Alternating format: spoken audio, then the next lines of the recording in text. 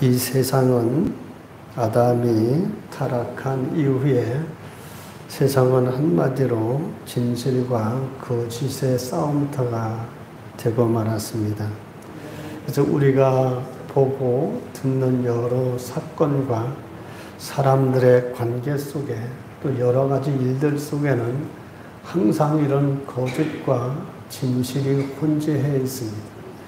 역사적으로 봐도 때로는 거짓이 더 진실보다 더 진짜 같을 때도 많이 있습니다. 잘 아시다시피 우리나라는 민주주의 국가죠. 민주주의의 꽃이란 국민들이 주권을 가지고 각자의 주권을 행사하는 것을 통해서 다수의 뜻을 따르는 것을 원칙으로 하는 다수결의 원칙이 있습니다. 이 제도가 좋기는 하지만 여기엔 또 큰 함정이 있죠. 그 문제점은 주권을 가진 국민 개개인이 아주 냉철한 이성적 사고와 판단에서 분별하지 못하고 선동당하고 감성에 호소해서 비합리적인 판단을 하도록 하는 사람들, 이런 부추기들은 부추기는 정치 세력들이 있기 때문에 문제인 겁니다. 물론 모든 정당의 목표가 뭡니까? 모든 정당의 목표는 정권은 쟁취가 그들의 목표입니다. 그렇기 때문에 가진 수단과 방법을 다 쓰게 됩니다. 그래서 여러 가지 거짓 선전과 선동과 포퓰리즘과 계단마 이런 것들로 사람들의 분별을 흐리게 하고 진실을 가리는 경우들이 참 많지요. 그런 거짓에 미혹된 사람들이 많으면 많을수록 위험한 민주주의가 되는 겁니다. 그래서 망하는 길로 가죠. 그래서 그렇게 미혹된 절대 다수나 선동된 절대 다수가 있을 때 항상 불행했던 사실을 역사가 증거해 줍니다. 여러분, 역사적으로 히틀러 시대가 그랬고 중공의 모택동 시대의 문화혁명이 그랬지 않습니까? 일본의 독극물 계담 사건이 또한 그런 불행을 이루어오지 않았습니까? 그래서 이러한 선동되고 괴담으로 인하여 분별력을 흐르게 하는 이런 시대에 국민 각자가 바른 분별과 판단을 가져야 됩니다. 한마디로 거짓과 진실이 싸우는 세계 속에서 진실한 그리스도인들, 진실을 볼 줄 아는 사람들이 있어야 그나마 민주주의를 지켜갈 수 있는 겁니다. 근데 이런 병폐들이 근래에 우리나라에도 계속 여러 가지로 나타나고 있습니다. 오늘 말씀에도 보면요, 이런 거짓되고 선동된 무리들이 있습니다. 여러분 55절을 보시면 그들의 목적이 뭘까요? 목적은 한 가지입니다. 어떻게 해서든지 예수님을 죽이려는 목적. 이미 그들은 이런 목적을 가지고 재판을 한 겁니다. 그런 목적을 이루기 위해서 거짓된 증인들이 동원되고 여러 가지로 고발하고 있습니다. 그런 소란스럽고 위험한 순간에도 특이한 것이 뭡니까? 주님은 아무 말씀도 안 하고 계시다라는 겁니다. 여러 가지로 나를 음해하고 고소하고 또 고발하는 이런 사람들 속에서 당사자이신 주님은 왜 아무런 답변도 안 하시고 침묵으로 일관하고 계실까요?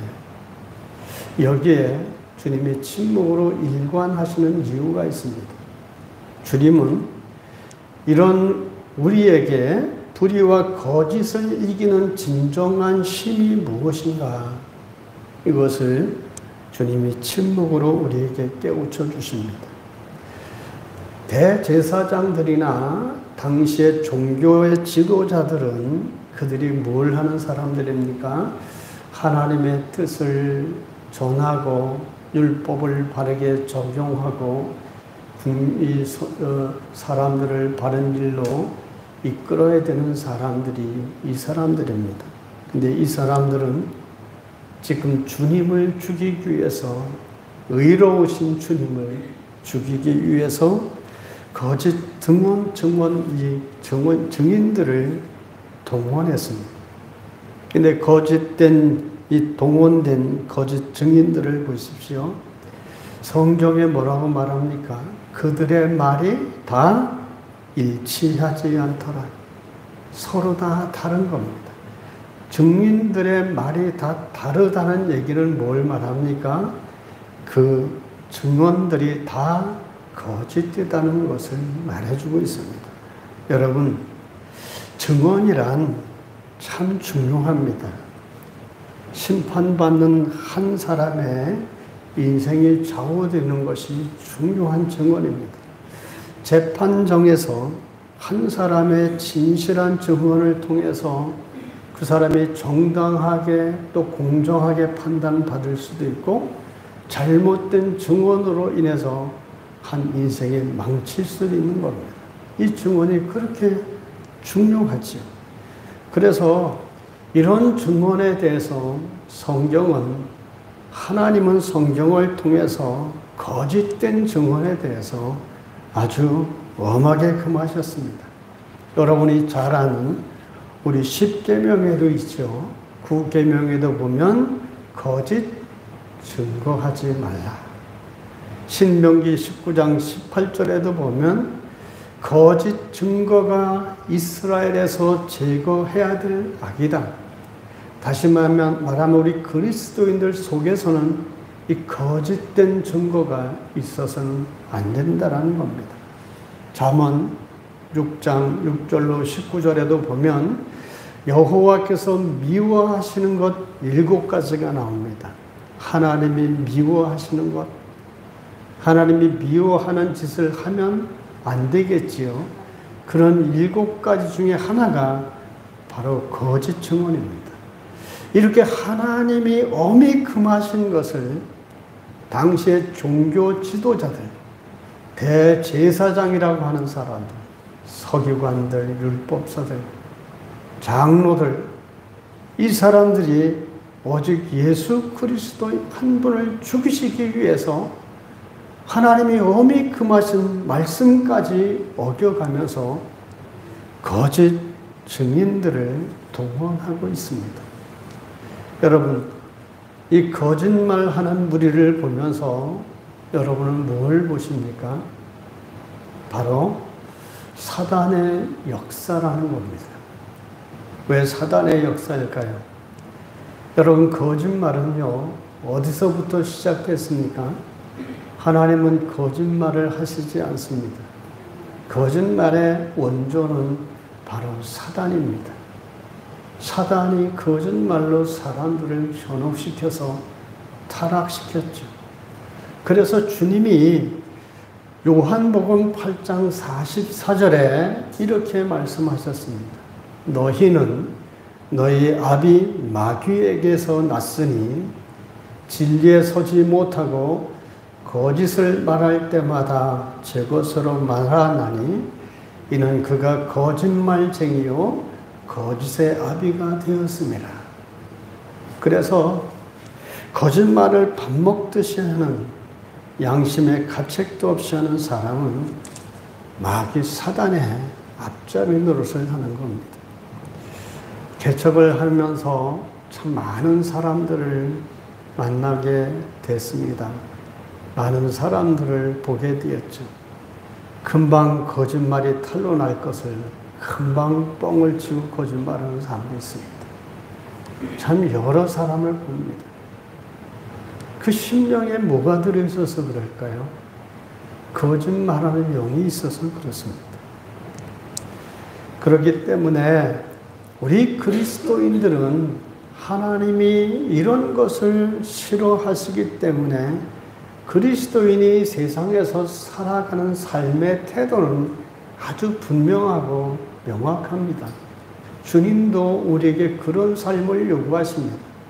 세상에서 진실할 수 있을 때 진실을 말할 수 있는 사람, 진실을 증거할 수 있는 사람, 진실을 보여줄 수 있는 사람은 오직 그리스도인들 뿐이라는 사실입니다. 왜 그리스도인들이 세상에서 진실하게 살아야 될까요? 왜냐하면 우리가 정말 그리스도 안에서 거듭난 사람이라면요, 그렇게 살 수밖에 없습니다. 왜 그럴까요?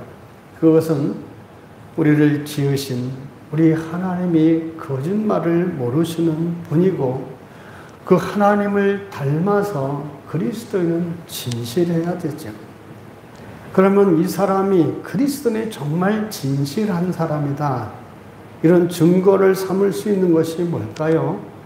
제일 먼저 이 사람은 그리스도 안에서 진실한 사람이다 분별할 수 있는 첫 번째가 말입니다. 우리나라에 기독교가 처음 들어왔던 시절만 해도요, 일반 사람들 속에 퍼져 있는 것 중에 그리스도인들에 대해서, 다시 말하면 교회 다니는 사람들에 대해서 좋은 것을 하나 가지고 있었습니다. 그것은 뭔지 아십니까? 저 사람들은 거짓말 할 줄 모른다였습니다. 그게 우리 기독교 초기에 세상 사람들에게 준 영향입니다. 저 사람들은 정직하다, 거짓말할 줄 모르고 신실한 사람들이다. 근데 이게 언제부터 무너졌죠? 청문회 때부터 무너지기 시작했죠. 어떤 교회 장로, 권사라고 불리는 사람들이 나와서 방송이 되는 과정에도 금방 들통날 거짓말들을 능숙하게 하지 않았습니까? 그 뒤로부터 그리스도인들을 믿지 못하는 세상이 됐습니다. 지금의 세상은 웨런 윌스비가 말한 것처럼 우리가 복음을 두고 세상 사람들한테 그리스도 예수를 믿고 바르게 살아라 이렇게 말하는 시대가 아니라, 세상 사람들이 교회 성도들을 향해서 너희가 정말 하나님의 말씀대로 똑바로 살아라 이렇게 역으로 말하는 시대가 되었다라고 한탄을 합니다.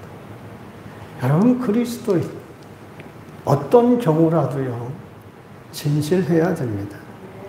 그렇기 때문에 사람이 변화되었다, 이 첫 번째 나타나는 것이 바로 말이에요.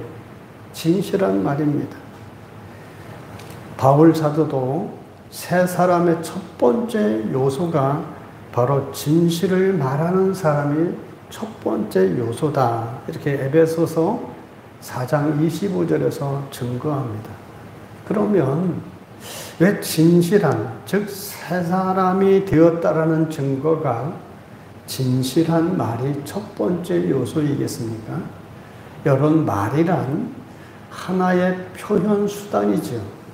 말은 우리 속에 있는 마음이나 생각을 우리 입이라는 것과 혀를 통해서, 혀라는 이 도구를 통해서 밖으로 그런 전달하는 수단에 불과합니다.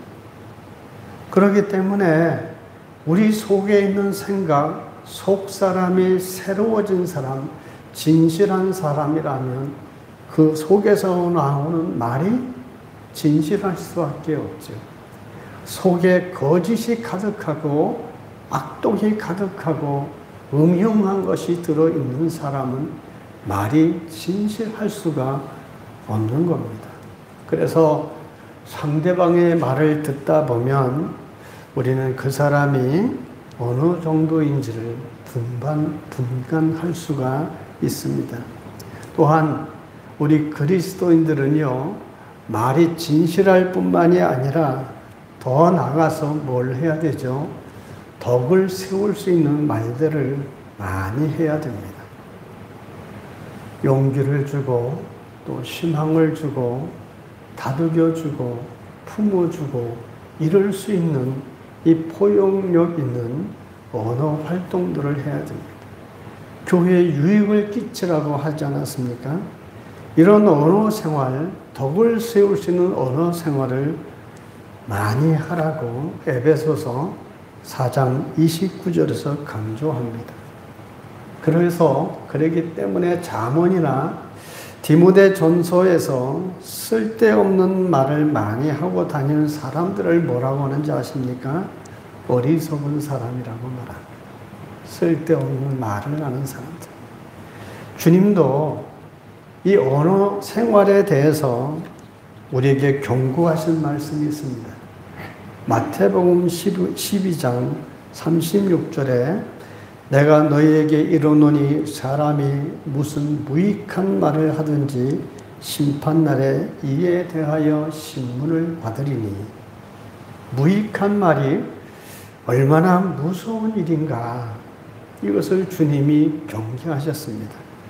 그렇기 때문에 우리는 항상 어느 때나 어디서나 조심해야 됩니다. 여러분, 뭘 조심해야 되죠? 뭘 조심해야 될까요? 뭘 조심해야 돼요? 말 조심합시다. 여러분, 말 조심합시다. 말 조심해야 됩니다. 오늘 말씀에 나오는 거짓 증인들을 보세요. 그들은 자기가 듣지도 않은 말, 확실하지 않은 말들을 한 사람의 목숨이 달린 아주 중요한 순간에 죽일 수 있는 근거를 만드는 말들을 조작해서 전하고 있습니다. 이런 거짓 증인들이 우리 사회에도 얼마나 많은지 모릅니다. 여러분, 작금의 이 시대를 보세요. 얼마나 각종 근거 없는 소문들이 많습니까? 지나간 일만 봐도 보시죠. 광우병 괴담이 얼마나 나라를 몸살을 앓게 했습니까? 지금은 과학보다 선동하는 일로 나라가 시끄럽습니다. 아니면 말고식으로 이런 폭로들, 사람들을 이렇게 선동하는데 사람들이 몰려가기 시작하면 나라는 망해가는 길이 되는 겁니다. 이것은 결국은 이런 거짓된 것, 이런 거짓된 증언들, 이런 것들은요, 사람을 죽이는 길로 가는 겁니다. 이렇게 거짓 증인들이 주님에 대해서 여러 가지 말로 증언을 하고 이렇게 증인을 쓰는데도 주님은 단 한마디도 말씀하시지 않고 주님은 진술조차도 거부하십니다. 왜 주님이 이런 상황에 아무 대답을 하지 않고 침묵하고 계실까요? 61절에도 보면 침묵하고 대답도 아니하시거늘, 또한 여기서뿐만이 아니라요, 빌라도 신문 앞에 서서도 주님은 침묵하셨습니다. 얼마나 중요한 순간입니까? 그럼에도 불구하고 주님은 아무 대답도 안 하십니다. 그래서 15장 4절로 5절에 보면 빌라도가 또 물어 이르되 아무 대답도 없느냐? 그들이 얼마나 많은 것으로 너를 고발하는가 보라 하되 예수께서 다시 아무 말씀으로도 대답하지 아니하시니. 주님은 종교 지도자들이 앞세운 거짓 증인들의 이 고소 앞에서 침묵을 통해 우리를 깨우쳐주고 계시는 겁니다. 여러분, 주님의 공생의 기간을 한번 생각해 보시죠. 주님의 공생의 기간 3년 동안에 주님이 입을 여시면 어떤 일들이 일어났습니까? 주님이 입을 여시면, 주님이 말씀하시면 바람과 바다가 잔잔해졌고, 주님이 말씀하시면 소경이 눈을 떴고, 주님이 말씀하시면 죽은 자가 벌떡 일어났습니다. 주님께서 입을 열어 가르치시면 많은 무리가 진리의 깨달음으로 감탄을 했습니다. 그런데 주님은 지금 자신을 변명해야 될 이 시간에 아무 말씀을 하시지 않으시고 침묵하고 계십니다. 주님은 진실함을 말로 표현하시지 않은 거죠. 지금 악한 자들이 그들의 거짓과 탐욕을 말을 매개로 표현하는 이 시간에 주님은 언어를 통해 자신을 변명하는 데 사용하지 않으셨습니다. 왜 그러셨을까요? 여러분, 진실이란 말이 없는 경우가 훨씬 더 많습니다. 여러분, 진실이란 말하지 않아도 진실은 통하게 되어 있습니다. 제가 경험한 것도 그렇습니다. 어떤 모해하는 말을 들었을 때 참으로 속상하고 너무 분하기도 했습니다. 그러나 그때 제 마음속에 하나님이 살아계시지 않습니까? 내 모든 상황을 아시고 나를 잘 아시는 하나님이 나의 억울함을 아시고 하나님의 때가 되면 하나님이 풀어주실 것이다. 믿고 반응하지 않았습니다. 그런 세월이 1, 2년 지나가니까 결국 다 밝혀지고 거짓이 드러나게 되어 있습니다. 하나님은요, 그래서 살아계신 하나님이에요. 우리가 하나님이 살아계셔서 다 듣고 다 알고 계신다고 말을 하면서도 여러분 억울한 소리를 당하면 여러분 참지 못하지요. 하나님을 신뢰하는 사람이라면 주님처럼 말없이 하나님을 바라봐야 돼요. 살아서 역사하실 하나님을 바라봐야 됩니다. 하나님이 진실을 밝히셔야 올바르게 되는 겁니다. 내가 억울하다고 내가 내 힘으로 변명해봐야 오히려 안 좋은 일이 날 때가 많습니다. 그러게 여러분, 예수님처럼 어떤 일이 겪었을 때 살아계신 하나님을 바라보고 그 하나님에 대한 신뢰를 가지고 있는 것, 그것이 우리에게 중요합니다. 왜냐하면 시편에서요, 37편 7절에서 이렇게 말씀하셨습니다. 여호와 앞에 잠잠하고 참고 기다리라. 자기 길이 형통하며 악한 꾀를 이루는 자 때문에 불평하지 말지어다. 여러분, 하나님 앞에 우리가 사는 사람들입니다. 우리가 생각은 맨날 내가 하나님 앞에 산다고 하지만 실제로 그렇게 의식하고 여러분 사십니까? 우리가 의식하든 하지 않든 항상 하나님은 우리를 바라보고 계시죠. 그래서 우리의 앉고 일어섬도 아시고 우리 마음 깊은 곳까지도 감찰하시는 분입니다. 그 하나님 앞에 내가 살고 있다라는 사실을 항상 기억하면 그 하나님 앞에 시편 37편 7절에서 뭐라고 합니까? 여호와 앞에 잠잠하고 참고 기다리라고 했습니다. 그러면 하나님의 때에 하나님의 방법으로 가장 좋은 것으로 우리에게 역사해 주시는 겁니다. 조용히 하나님을 절대 신뢰하고 바라보는 자들은요, 억울한 일을 당할지라도 다 보시고 다 들으시고 다 아시는 하나님 앞에 입을 다물고 참고 견뎌내는 겁니다. 진실하지 않은 말을 하는 것보다 침묵이 훨씬 가치가 있습니다. 주님의 침묵은 효과가 있었죠. 빌라도가 주님의 침묵을 보면서 진실을 알게 됩니다. 우선 그는 말이 없으신 주님에 대해서 빌라도는 신비스럽고 놀랍게 여겼죠.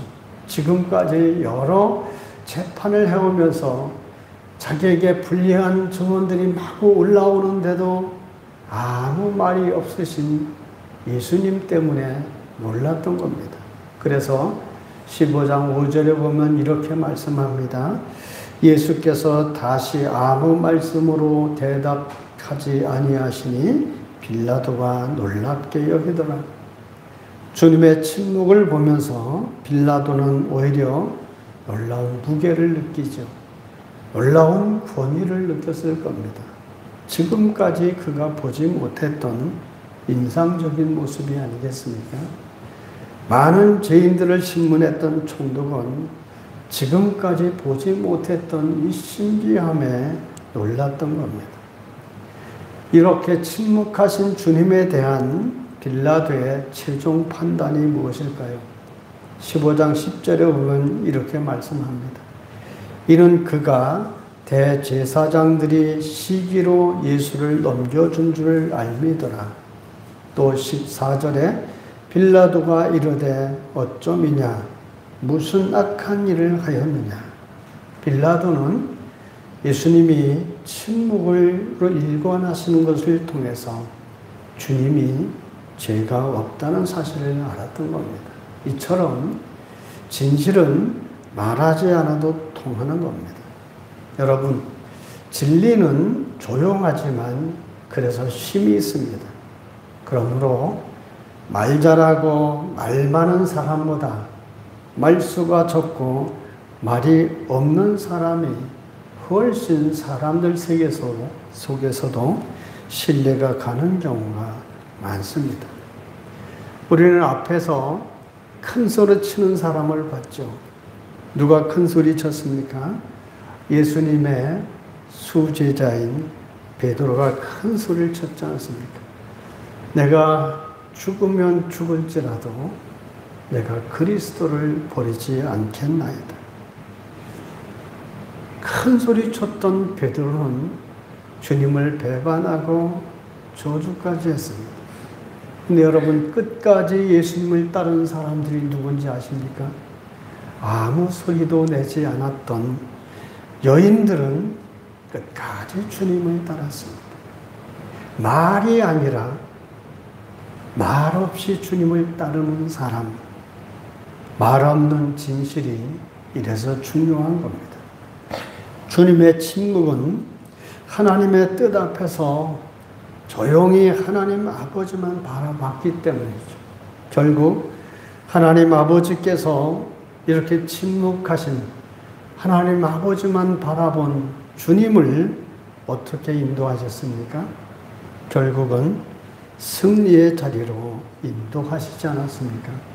그 승리의 자리가 무엇일까요? 죽은 것 같은데 십자가에 못 박혀서 죽으심으로 모든 것이 끝난 것 같은데 부활의 감격을 누리지 않습니까? 사람들 눈에는 죽은 것 같은데, 사람들이 보기엔 승리한 것 같은데 부활을 통해 놀라운 승리를 주님께 안겨주신 겁니다.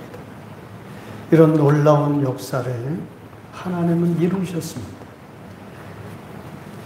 그러나 여러분, 우리가 언제나 침묵하고 있다라는 것이 항상 옳은 것은 아니죠. 침묵 속에서도요, 비겁한 침묵이 있습니다. 그리스도인들은 비겁한 침묵자가 돼서는 안 됩니다. 용기 있게 할 말을 해야 할 때는 말을 할 수 있어야 됩니다. 죽을지언정 그리스도인은 진실을 말해야 됩니다. 내가 진실이 말을 함을 통해서 다른 사람에게 또한 좋은 영향을 끼칠 수도 있고 한 생명을 구원할 수도 있습니다. 진실이 밝혀질 것을 겁이 나서 도망가는 것은 옳지 않지요. 오늘 말씀을 보면 모두가 거짓말이고 모두가 예수 그리스도를 잡기 위한 거짓말인데 진실한 말이 하나가 있습니다. 대제사장이 주님께 물었지 않습니까? 그럴 때 주님이 뭐라고 대답했습니까? 61절과 62절에 보면 침묵하고 아무 대답도 아니하시거늘 대제사장이 다시 물어 이르되 내가 찬송을 받을 이의 아들 그리스도냐? 예수께서 이르시되 내가 그니라. 인자가 권능자의 우편에 앉은 것과 하늘 구름을 타고 오는 것을 너희가 보리라. 여러분, 주님이 진실을 말했습니다. 주님이 이 말을 하면 주님이 어떻게 될까요? 거짓 증언을 통해서 예수님을 죽이려는 이들에게 이 말을 하면 주님이 당연히 죽을 수밖에 없습니다. 그럼에도 주님은 진실을 말씀하십니다.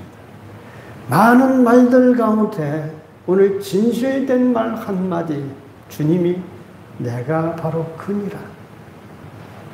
인자가 하늘의 구름을 타고 오는 것을 보리라. 내가 바로 그니라. 예수 그리스도. 자신을 드러내신 진실한 말입니다. 여러분, 이 말을 하면서 말이 없어졌던 주님이 자신을 고소하고 고발하는 수많은 사람들, 자기를 죽이려는 사람들을 바라보면서 무슨 생각을 했을까요? 그들이 얼마나 불쌍하고 어리석었을까요? 하나님을 망각한 사람들 아닙니까? 그들 속에 하나님이 살아계시면 그런 거짓을 말할 수 있겠습니까? 하나님을 잃어버린 사람들. 그러면서 주님이 이 진실한 고백을 했을 때 대제사장의 반응이 뭡니까? 대제사장은 신성모독했다. 어찌 하나님에 대해 신성모독합니까? 저는 이 말씀을 곰곰이 생각하면서 정말 신성모독을 하는 사람이 누굽니까?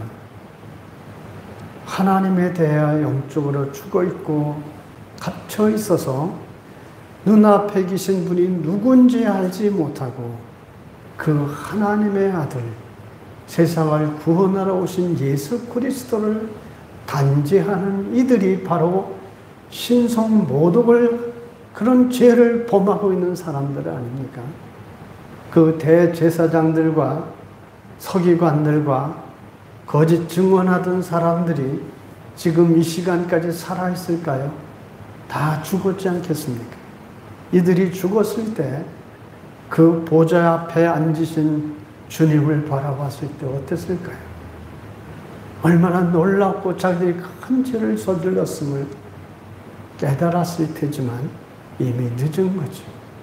여러분, 이 주님을 제대로 알아보지 못하고 주님이 어떤 분인지 알지 못하고 살아가면 우리가 신앙생활을 한다고 하면서 하나님이 어떤 분이시며 주님이 과연 어떤 분이신지 우리가 알지 못하면 우리가 삶으로 주님을 무시하는 이런 대제사장과 같은 잘못을 저지를 때가 많습니다.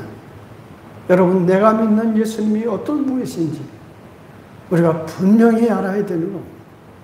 그래서 그 주님을 나의 주님으로 온전히 믿고 주님께 절대 순종할 줄 아는 사람들이 된다면 주님을 주님으로 섬기는 온전한 믿음의 사람들이 되지 않겠습니까?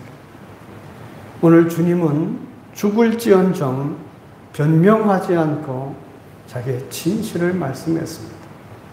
사랑하는 성도 여러분, 하나님이 우리를 가리켜 세상에서 불러낸 하나님의 사람들로 그렇게 교회라 이름 짓고 하나님께 예배드리는 이 세상 속에 남겨두셨습니다.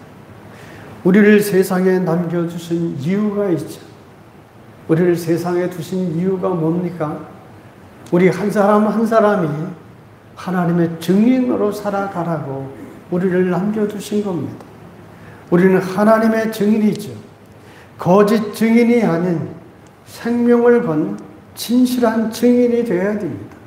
이사야서 43장 10절에서 나 여호와가 말하노라 너희는 나의 증인 나의 종으로 택함을 입었나니 이렇게 말씀하셨습니다. 부활하신 예수님도 제자들에게 뭘 강조하셨나요? 증인의 삶을 살아가도록 강조하셨지 않습니까?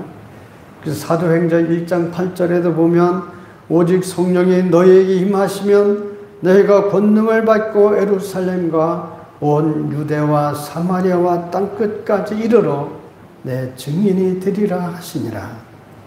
여러분, 증인은 생명을 거는 일입니다.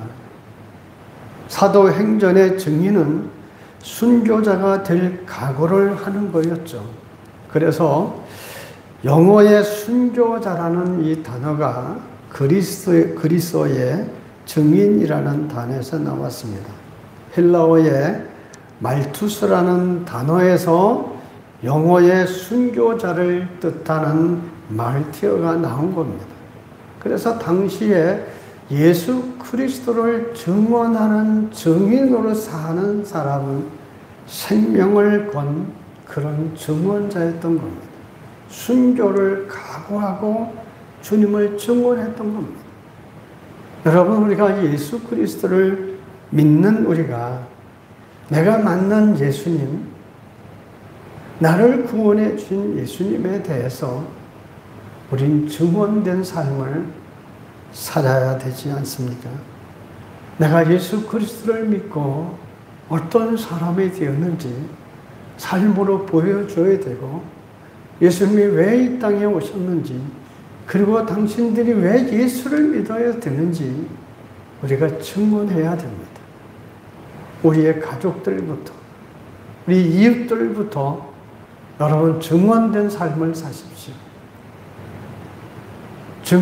증인으로 세상에 남겨두신 하나님의 뜻을 따라 여러분 증언을 하고 내가 만난 예수님을 전하되 과장되게 말하지 말고 진실된 것만 전하십시오.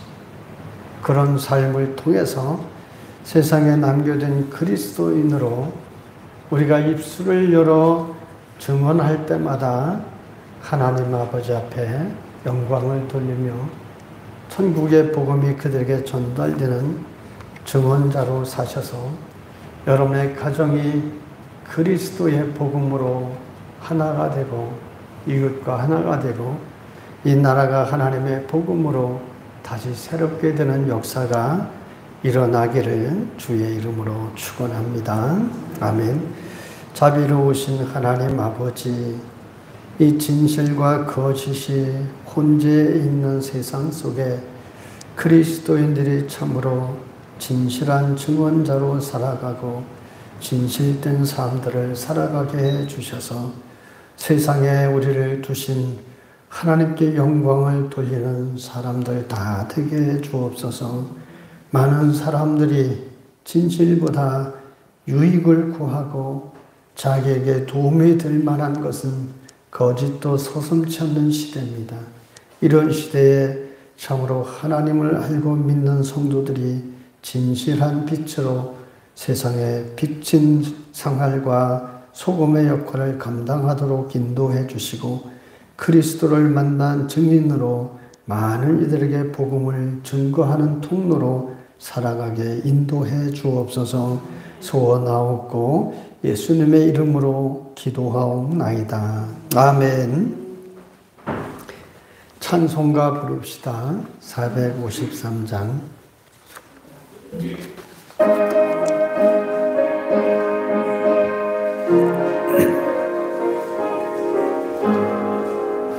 예수도 알기 원하네. 크고도 넓은 은혜와 대속해 주신 사랑을 간절히 알기 원하네. 내 평생의 소원, 내 평생의 소원, 대속해 주신 사랑을 간절히 알기 원하네. 성령이 스승되셔서 진리를 가르치시고 거룩한 뜻을 깨달아 예수를 알게 하소서. 내 평생의 소원, 내 평생의 소원, 대속해 주신 사랑을 간절히 알기 원하네. 성령의 감화 받아서 하나님 말씀 배우니 그 말씀 한 절 한 절이 내 맘에 교훈되도다. 내 평생의 소원, 내 평생의 소원, 대속해 주신 사랑을 간절히 알기 원하네. 예수가 계신 보좌는 영광에 둘러있도다. 평화의 왕이 오시니 그 나라 왕성하도다. 내 평생의 소원, 내 평생의 소원, 대속해 주신 사랑을 간절히 알기 원하네. 아멘. 이제 9월달이 됐습니다. 결실의 계절이죠. 우리도 신앙의 영적인 열매를 맺어야 됩니다. 전도의 열매도 맺고 사랑의 열매도 맺고 충성과 봉사의 열매도 맺읍시다. 일평생 살면서 어떤 분은 전도 한번 못하는 분이 있습니다. 왜 못할까요? 여러분, 입술을 열어서 복음을 증거하기 시작하면 솔직히 처음에 불확실하니까 본인도. 그래서 부끄러운 생각이 들고 이러지 않습니까? 근데 복음을 증거해 보십시오. 점점 확신이 생기고 기쁨이 넘칩니다. 입이 열립니다. 그래서 자꾸 입술을 열어야 됩니다. 주님이 복음을 주신 것은 우리 가운데서 복음이 전달되어 멈추고 말라는 것이 아니라 우리를 통해 또 다른 이들에게 흘러가야 됩니다. 이게 증인의 삶이죠. 전도의 열매를 맺고 사랑의 열매도 맺고 주님께 상급 얻는 충성과 봉사 열매도 맺도록 열심을 다하십시다. 우리 이제 서로 인사를 나눕시다. 진실한 증인으로 삽시다. 시작. 진실한 증인으로 삽시다. 진실한 증인으로 합시다. 또 한 가지 합시다. 말 조심합시다. 시작. 말 조심합시다. 말 조심해. 네. 말은 정말요 별거 아닌데 말 잘못하면 사람을 죽이기도 하고 상처도 주고 말을 잘하면 사람을 살리기도 하고 그래서 말 참 조심해야 돼요. 특히 그리스도인들은요 언어가 복음의 또 복의 통로예요. 그래서 늘 상대를 위해 복을 빌고 축복해주고 이런 언어 활동이 유익함을 주는 거예요. 그것을 통해 하나님 역사하시거든요. 말 조심하십시다. 네, 우리 다 같이 일어나셔서 찬송가 54장 부르고 축도로 예배를 마칩니다.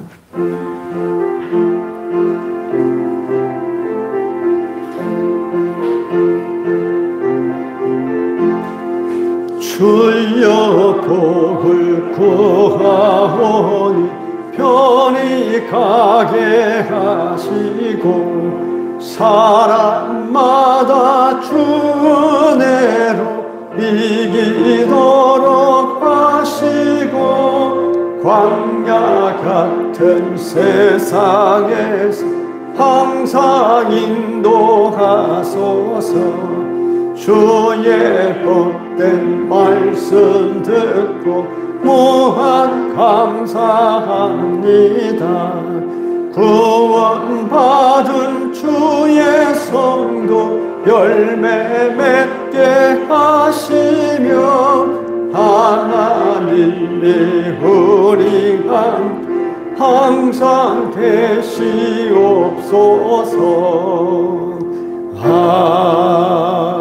아멘. 지금은 우리 구주 예수 그리스도의 은혜와 하나님 우리 아버지의 만극하신 사랑과 성령님의 감동 감화 역사 인도하심이 오늘도 세상 속에서 주님의 빛으로 소금으로 참된 증인으로 살아가기로 다짐하는 심령 위에와 그 가정과 자녀들 머리 위에와 생업 위에 이제로부터 영원토록 함께 있을지어다. 아멘. 거룩하신 하나님이 인도해 주셔서 우리 모든 성도들이 하나님이 주시는 은혜와